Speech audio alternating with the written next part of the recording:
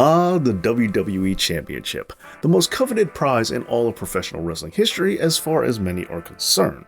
And it doesn't matter how long you have it, just being a former champion is an honor in and of itself. Well, that's at least what some people would like to think. Because when it comes to the duration of a title reign, well, that does vary quite a bit depending on who the champion is. And when we look at all of wrestling history, there are some who have had it for barely a fleeting moment. And those wrestlers are going to be the topic of this episode. Because today,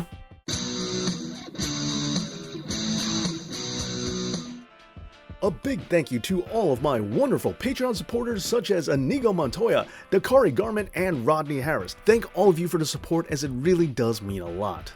Okay, before we get into the list, allow me to say that we're only looking at the WWE Championship specifically today, as we will not be covering the World title or the Universal title in this list. Those are going to have to wait to another episode. Oh, and just one more thing before we begin. Please give this video a like and make sure that you're subscribed to this channel, as it really does help out a lot. And now, with all that being said, let's get into the list.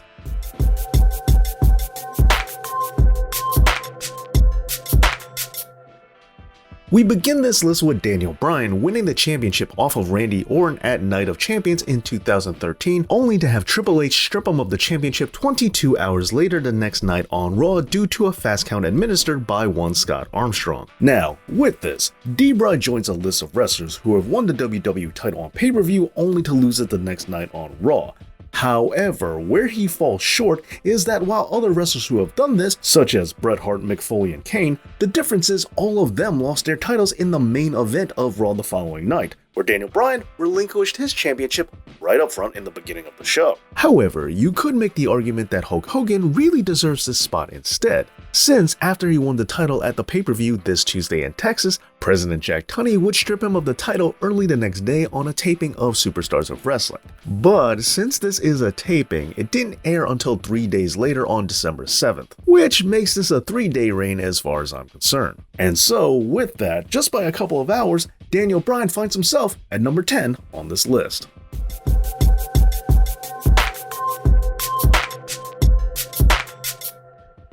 The 9th shortest reign goes to the first shortest champion, with Rey Mysterio only holding onto the belt for 1 hour and 15 minutes. He won the championship on the July 25th, 2011 episode of Monday Night Raw. He did so by defeating The Miz in the finals of a tournament for the vacated title, which was left vacant after CM Punk won the title off of John Cena at Money in the Bank 2011, only to leave through the crowd and disappear with the belt. But John Cena just can't stay out of the title picture for long, because after Rey won the belt, Vince McMahon would declare that as a former champion, John Cena would get the right to challenge him for the title, which he did later on in the night. This came not only after Rey Mysterio had a match against The Miz, but also after thwarting an attempted Money in the Bank cash-in by Alberto Del Rio. But even as short as this reign was, it's still longer than a lot of people thought this former Cruiserweight champion was gonna ever hold the WWE title for.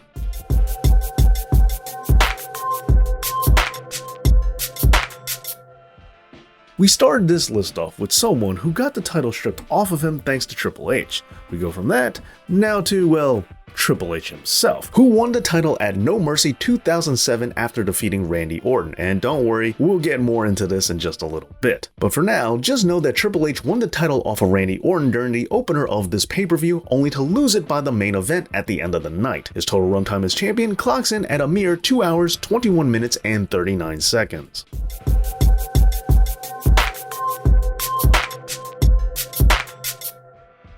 And back to No Mercy 2007 yet again. In the opening of this pay-per-view, Randy Orton was declared by Vince McMahon as the new champion after the title had been vacated due to John Cena suffering an injury. However, as soon as this happened, Triple H showed up to immediately challenge Orton for his newly awarded title. The two would square off on the pay-per-view's opening contest, leading to Triple H's title reign that I mentioned earlier. But even though he would go on to win the title later on that night and have a significant run after that, this opening contest still results in Randy Orton making this list, having a title run of only 22 minutes and 55 seconds.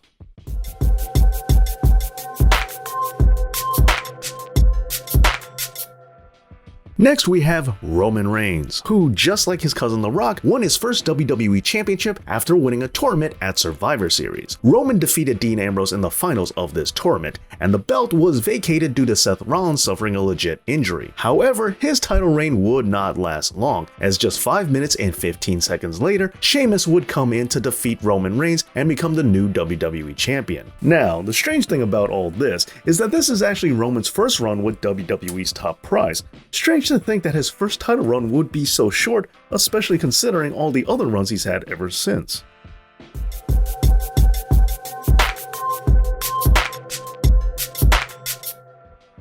Yep, that's right. Daniel Bryan makes this list not once, but twice. A dubious honor to be sure.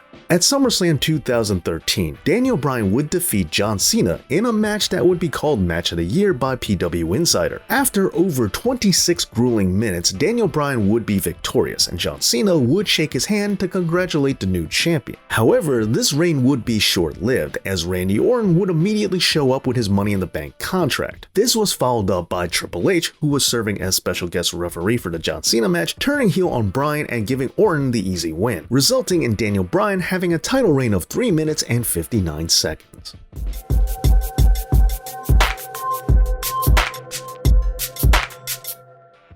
And staying with John Cena, at the Elimination Chamber 2010, the Doctor of Thuganomics would win the WWE Championship after winning the Elimination Chamber match. However, right after this, Vince McMahon would come out and declare that John Cena would have to defend his newly won title against none other than Batista. And after 3 minutes and 32 seconds, the Animal would take the title off of John and become the new WWE Champion. This would lead to the two having a rematch at WrestleMania 26.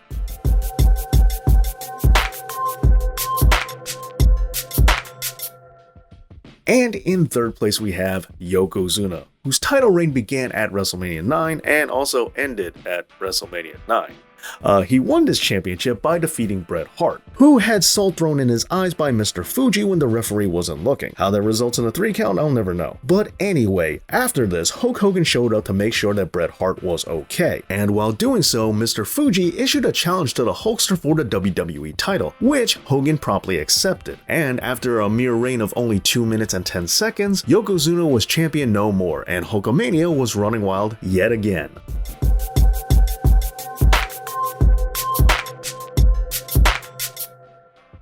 And now, the runner-up, the architect Seth Rollins, who has the second shortest WWE title reign of all time. After defeating Roman Reigns to finally win back the championship that he never lost, Dean Ambrose would immediately cash in his Money in the Bank that he only won earlier on in that same night. Dean would then hit Seth with the dirty deeds and then take his title right off of him. And, in the process, gave Seth Rollins the infamy of having the second shortest WWE title reign of all time.